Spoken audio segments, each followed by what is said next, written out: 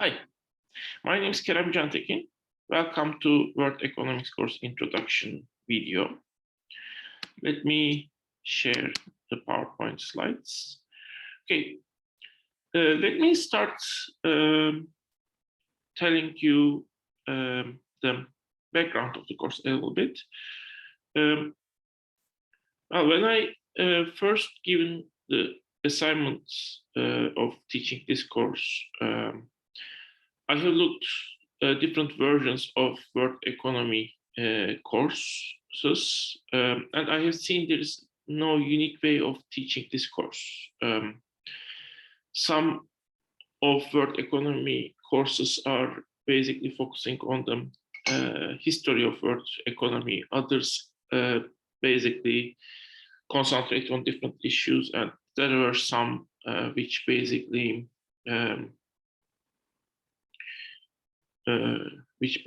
teach the course as if it is a typical macroeconomics course. So I have seen that there is no way to define world economy and how it should be taught, basically. You should note that mostly economic studies, the highest units they concentrate on are nation, basically, or our nations, basically. So economic analysis at global level, taking world as the unit of analysis is relatively more rare in education courses, especially. It's relatively more common in actual economic research. So I decided that the concept of world economy and how to grasp it, how to teach about it is something in progress. So I rather decided to basically involve you into this process.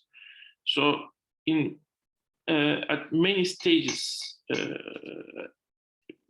during the different coursework you need to do for this course, you are kind of involved in not only reviewing different texts, different arguments on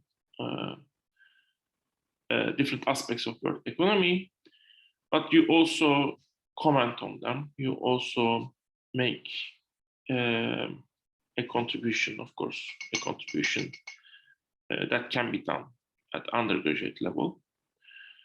And you also need to use information you have and you learn in forming arguments for discussions, basically. So this is a course where you need to be active, more active than regular courses, basically. So let me give you some information on myself. I already told you my name. These are my email addresses. Note that you can send email to both of them, though the mail will be better. Also note that when you send email, it's a good idea to put all subjects to the subject part so I can see what the email is about before opening it. Sometimes, especially if the email also contains your assignment, I might assume that the email is just on assignment, and I might delay opening it and printing it, your assignment. But email may contain also some different subjects, and in that case, I might not learn on those different, questions you might have asked to me in that email. So it's a good idea to put all issues related to email to the subject line, and if you have multiple issues, and if all of them are important, you might also send multiple emails. Okay, this is my office, but this is an online course, so office hours should be set by appointments, basically. And we can meet through Zoom. Basically, we will meet through Zoom at least once during this semester. It's requirement, but we can also meet more than once if you want, if you have questions, if you need clarifications. Okay, I provide you a lot of feedback in this course on all of your coursework, and at least once that feedback will be provided face to face. I mean, not physically, but digitally, face to face. Well, this is information on myself. I have just started my 4th year in METÜ in TRNC. Before that, I have taught in Turkey, Bosporus University, USA, University of Utah, China, Sichuan University. I'm originally an engineering student, and I'm very much interested in production, basically. I have studied economics in New School in New York and University of Utah. That's where I have taught economics, and both schools also are famous in teaching variety of views in economics. Most of the schools, especially in United States, are focusing on a particular approach to economics, but these schools teach multiple approaches. Okay. In all of my courses, I include the principles I base the courses on, my teaching philosophy. Why? Because when I don't do that, especially in the United States, students sometimes have difficulty in understanding my motivation in setting certain rules, and that may that reduces in some cases their performance. So I decided to include a part where I mentioned those principles. First principle: labor is the most valuable source we have, which translates into my courses mostly. I provide my students possibility to change their grades by improve their grades all the way, sometimes up to the end of the semester, by putting more labor, working more, basically. Although, of course, even though this is a possibility, you should also note that at the end of the semester, it becomes more and more difficult to improve your grades because the labor you need to put, the effort you need to put increases. I mean, intensity of the labor you need to put increases at the end of the semester, since you need to cover everything you didn't, or you should also make up for the effort you didn't put forth at the very end. But I at least provide the possibility for the people to work more and improve their grades. The course should be fair. This means I cannot provide individual favors. I can provide options to a students only if I can provide that same option to everyone. So I try to provide course policies that will provide all students possibility to overcome some events where they might experience bad luck. For example, you should not get a bad grade just because the exam date was a bad day for you. So I will try to provide options in all my courses so that those particular instances won't hurt you. But especially if you want from me a grade because you need, for one reason or not, have a particular grade from this course, which might be DD, CC, or AA, I don't know. I cannot do that. I cannot just give you a grade. But if you come and ask me, tell me that your grade is not as good as you want, and ask me what you can do to improve your grade, I will happily give you advice on that. And the course should be flexible in providing choices. At least the courses, in my opinion, should give students options in coursework so that they can choose the coursework they think they are better in expressing their knowledge or their abilities. Also, if possible, in my opinion, the courses should also provide students option for deciding what they will learn. This course is doing that. More introductory courses cannot do that, unfortunately, since there are standard topics I need to cover for those courses. But this course is a course where I apply this principle in full sense. Even when we have face-to-face lectures, basically in this course, the face-to-face lecture can take any direction. I mean, I aim to initiate a discussion in those lectures, and I pass the topics that don't interest you, and I try to focus on topics that interest you relatively more. So even face-to-face activity lectures are directed according to your interests. So, of course, there are some topics and some options I provide, but your interests are also effective in directing the lecture. Choose between those options. But of course, now we don't have face-to-face lectures, so I just provide an introduction to the topics related to the subject of each week. So some additional concern, you should learn background information, background of the information given. So the information should not be taken as God-given information.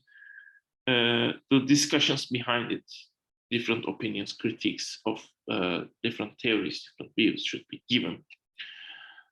I stick with this principle even in most introductory courses. Use information to build opinion on and discuss practical problems. Again, even in the introduction courses, at very basic level, I try to initiate this. In this course, it is done in much more sophisticated manner, I mean, much more deep level. Criticize and critically evaluate what is being taught. Again, in this course, this is done in a more deep manner.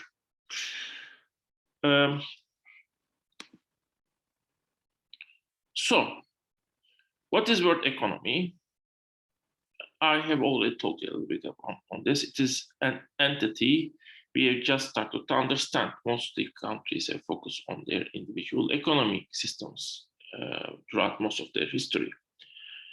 There was even a time not long ago, 500 years ago, considering the existence of humanity, when people did not even consider, I mean, different races as potential humans. For example, when American continent was first discovered, there was a discussion on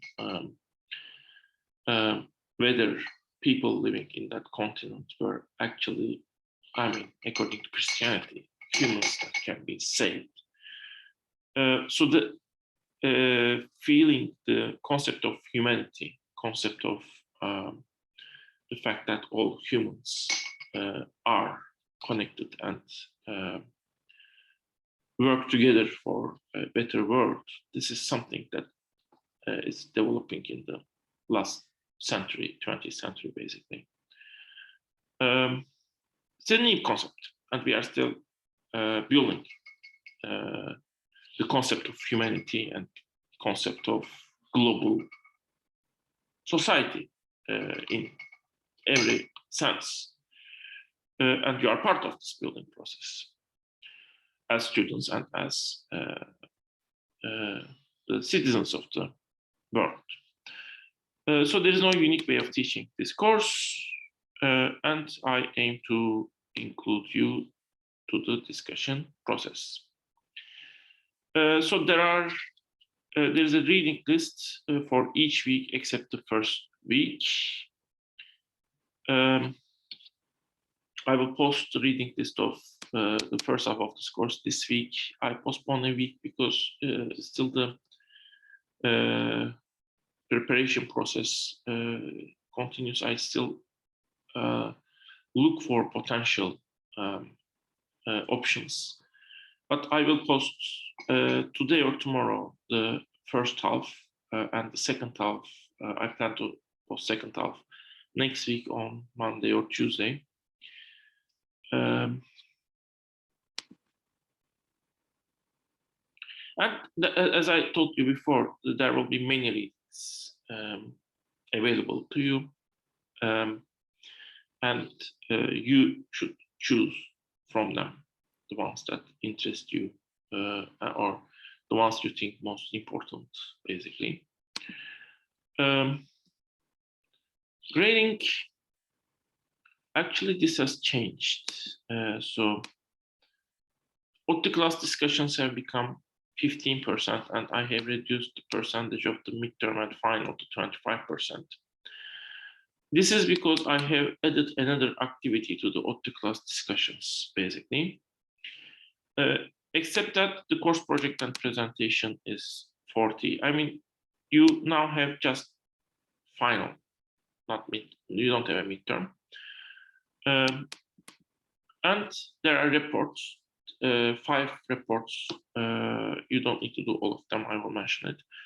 20% is their rate, and 4% is peer review. I will just mention what it means.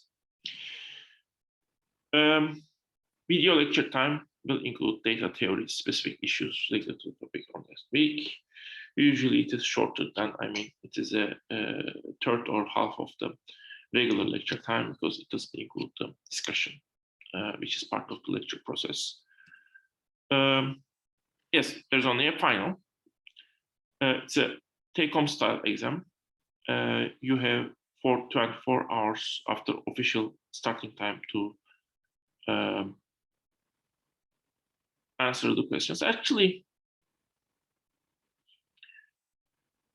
I have changed this last semester, and I think I will hold this. So this will change, and I will put the change basically to the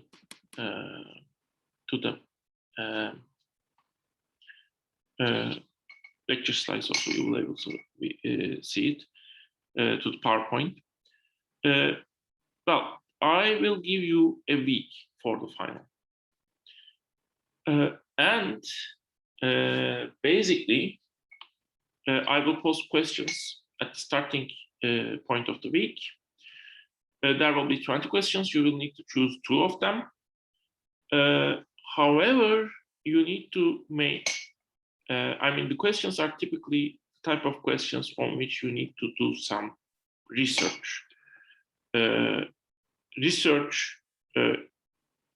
Including what is taught in this course. So they will be related to the lectures, but you should, and lectures and readings of this course are starting points, but you should do more than just listening to lectures to answer the questions.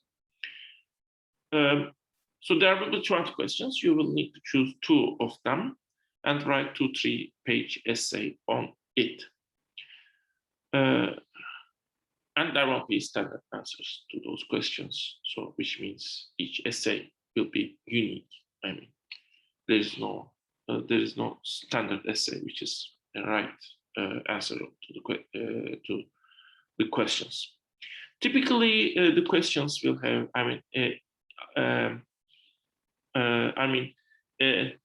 a single question can be also named as topic. We'll have this will have multiple questions in it. And those questions meant to guide you in providing an outline for your essay.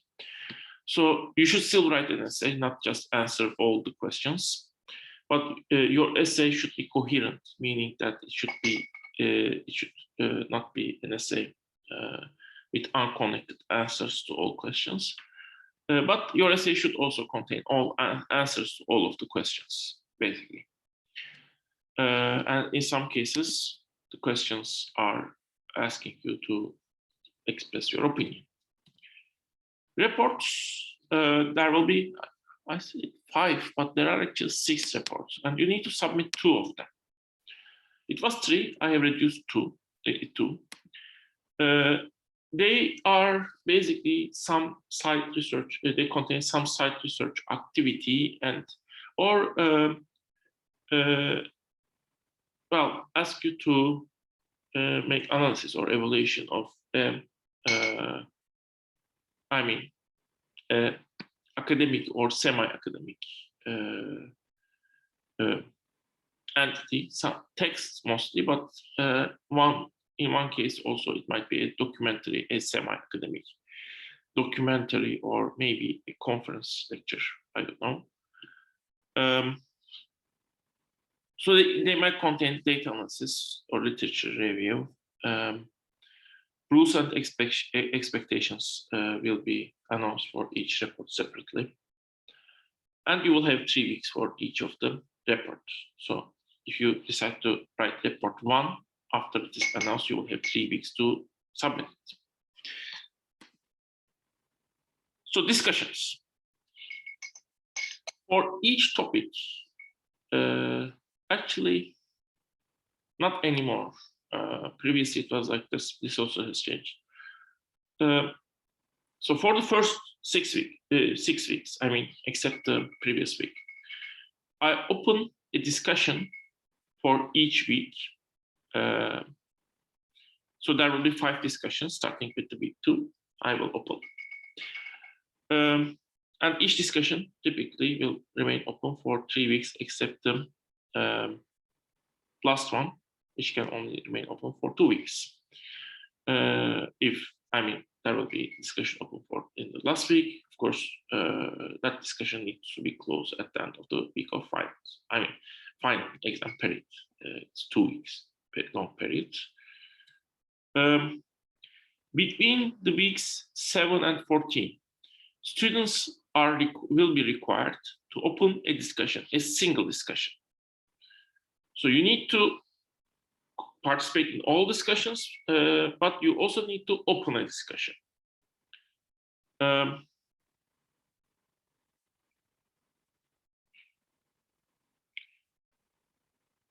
So you need to choose a week.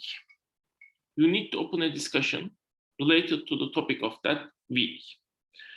But maximum number of discussions that can be opened at a week is 4. So if more than 4 people will choose a week, then it will be first come, first served, basically. So in that case, if you are not among the first 4 people who want to make open a discussion at that week, you need to choose a different week.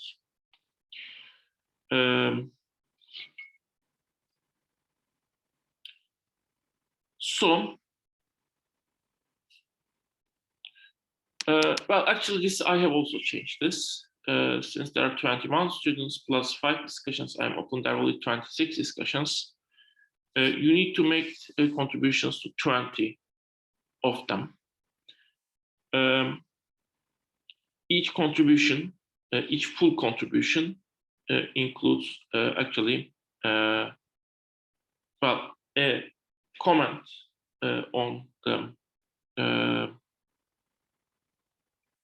discussion topic and response to 2 of the comments stated by your peers, 2 of them. That is a full contribution, and you should make a full contribution to 20 of the discussions. If you make to the remaining 6, I will give you extra points for that. each contribution and response should be meaningful, contain at least 100 words, original, and should not contain insult to any person or any group or to a nation. The comments and responses that meet these requirements will get full score.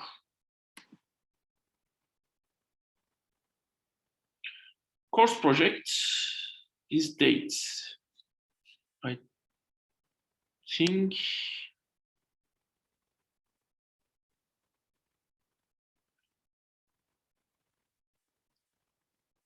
I might not have changed the dates here, so just ignore them for now. I will announce the dates later. The main point is you should, well, basically, well, have a participate in a course project on a practical issues related to the topics covered in the second half of the course, starting with the week 7. The course project contains a preliminary research report, outline. Outline? No, there is no outline. Or is there an outline? No, there is no outline. Preliminary research report, and then a presentation. For that, you need to send me a PowerPoint file before the presentations, and a draft and a final report, basically, final form of your you might call it literature survey on the topic you have chosen. Okay. I will give you a list of suggested topics. If not at the end of this week, maybe at the starting days of the next week. And you need to choose a topic up to end of the week 4. I mean, at the beginning of week 4, let's say. I will announce the date also at the end of this week deadline. It will be again at the end of week 3 or at the beginning of week 4, most likely. But I will still think about that. So ignore the dates, as I said for now. But announcing the topic will be 5% of your project grade, and then you should send me preliminary literature report. Again, ignore the dates, but that will be 10% of the grade. That report should basically contain 5 sources, which might be book chapters, articles, data sources. You should basically introduce them, tell me what they are about, and how you are planning to use them. So an hour or 2 hours will be enough to create the preliminary literature report if you work intensely. 2 weeks before the presentations, you need to send me your PowerPoint file. Again, I will announce there will be one particular presentation week, for which I will probably introduce multiple of presentation days, so that I will make sure that all of you can attend at least to one of them. But unless you have excuse, you need to attend to all of them. And before you make presentations, we need to meet and we need to discuss your presentation file. And I will make you some comments and suggestions. And you will get 10% from your PowerPoint file, not presentation, PowerPoint file. So if you don't send me that PowerPoint file beforehand, you will lose that 10%.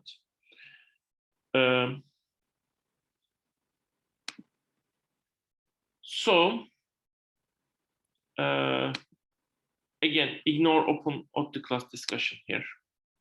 This is wrong, basically. But the presentation is 30% of your grade. Then you should send me draft of your literature review. Again, ignore the date, but the percent is right, 10%. The draft is, draft is called publishable version of any kind of work. It might be a book, it might be article. So it is not an unfinished version in terms of, there should be no missing chapters. It contains everything that you think should be included in a finished work. Once you finish this first version, you need to review it and improve it. So draft is not a semi-finished work. So if a typical work should contain 20 pages, the draft also contains 20 pages. So you need to maybe exclude certain chapters, add certain chapters, certain parts, if necessary chapters even, again. So you need to improve your work, but draft is still publishable version of it. So you need to send me the draft first, and I will send you feedback on the draft, and then you should send me the final form of your literature review. At that topic of finals, probably I will also give you 1 or 2 more days so that you will have a few more days after you might have participated in your final.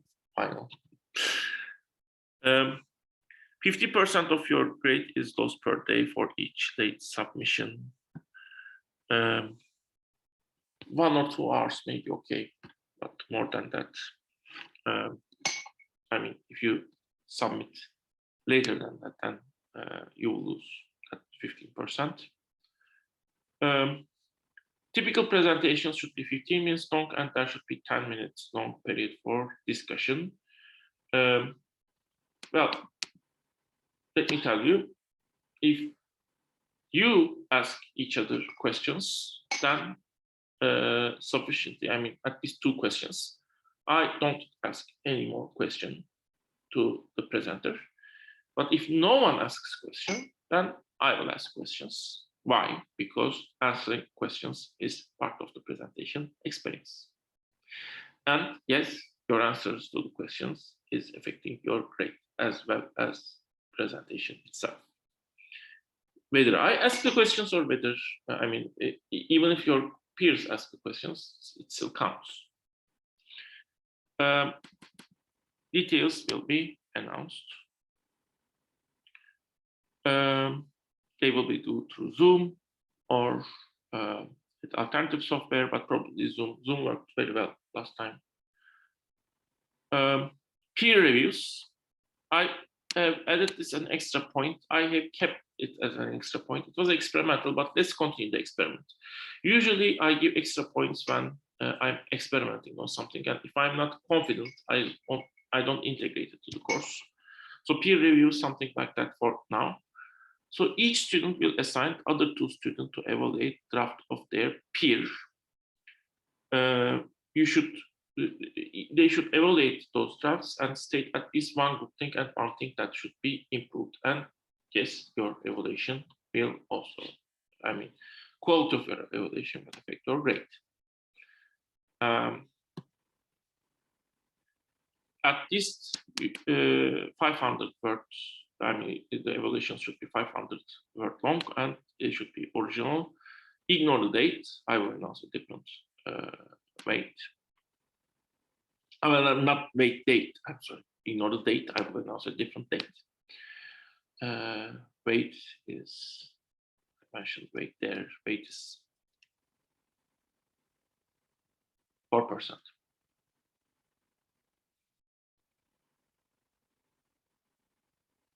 So these are the first 6 topics of the first 6 weeks. This is introduction. There will be another lecture. There's a lecture on overview of the world economy where we will basically go over the data. There is a part where we will see different theoretical tools that can be used to analyze, understand world economy. Most of them will be, I mean, all of them are theories you might have seen in other economics courses, but you might not have taken some of them relative. You might not have taken all of those courses. But I will, even if you have taken those courses, it's a good idea to review all of them, in my opinion. And then there's a historical part, 3 weeks long, where we will look first to the pre-1945 World Economic System. The dates of the reports can also change, but it's a tentative dating. Pre-1945 World Economic System, post-1945 World Economic System, neoliberal era, and BRICS. This is the period where post-1945 system is in transformation, but it's still not transformed into something new in complete sense. So in very broad sense, the economic system, the first, I mean, the pre-1945 World Economic System is the part where we will see how the capitalist system is formed. The second part is the part where we will see the current economic system, current version of the capitalist system, US-centered capitalist system is formed. In both parts, or all three parts, actually, we will also see how economics as a science developed, basically, with the economic system itself. And last part, we will see the transformation of the current economic system, but that transformation is not over yet. So we are not yet at something new. So this is the part where we will look to that. And then this also changed. Basically, we have last topic, the world economy during the pandemic. But others are same. International monetary and financial system, organization of international trade, international capital and multinational corporations, international labor force and its mobility, countries within the world economy, international and regional economic cooperation, world economy, and the environment. So kind of we see the elements of the world economic system. I mean, the economic aspects of world integration, and I mean, certain economic elements like trade and finance or global labor force. We will also see how we can look upon them at the global level, but we will also see how basically different aspects of those elements, which we could only consider when we look to the integrated global economy. The aspects we can only see when we go beyond the national economic unit, basically. And of course, countries within the world economic system, international and regional economic cooperation and regulations. I mean, those things are, we will see what is the role of the nation unit within the when we look to the world economic perspective, and different institutions, different regulations that go beyond this nation unit also. We will see that in this topic while we are looking to international, regional economic cooperation and regulations. Again, having an opinion. This is a problem I had both in the United States and in Turkey and here.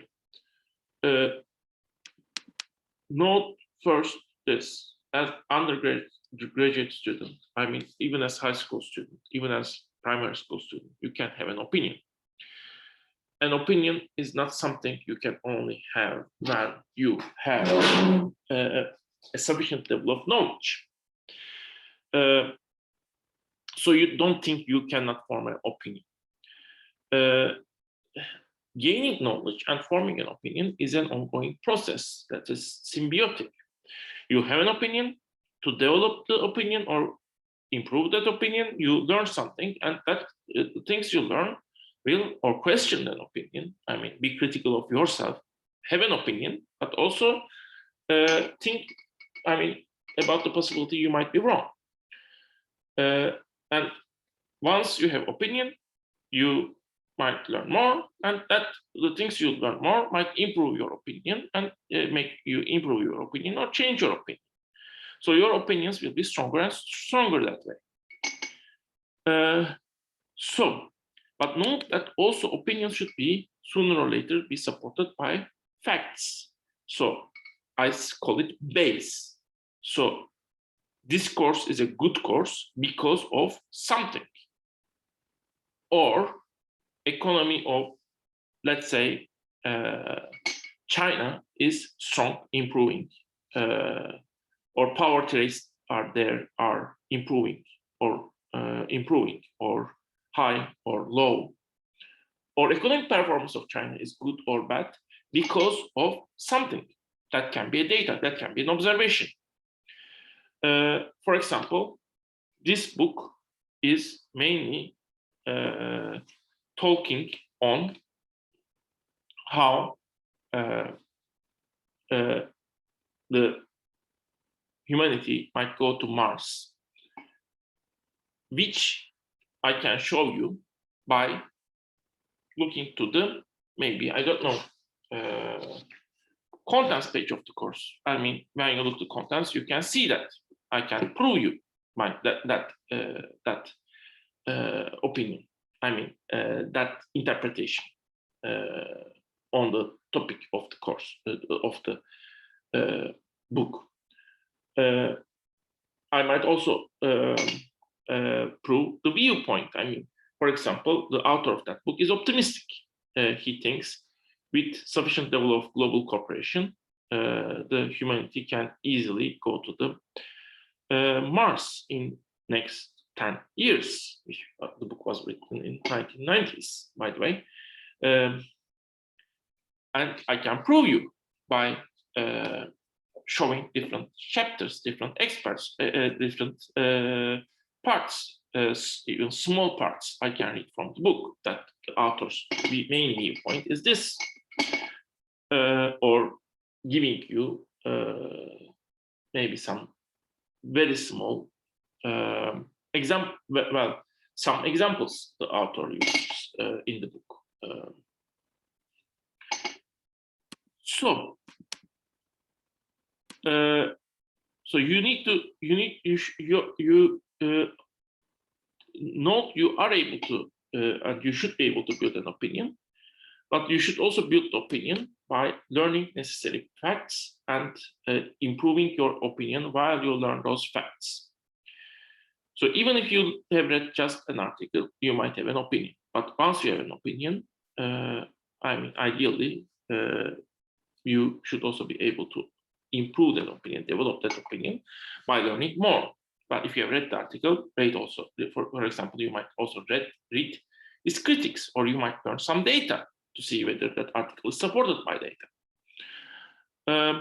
So don't be afraid of having an opinion, but also tend, especially on important issues, develop your opinions. I mean, don't love your opinions too much to be afraid to learn more on the issues.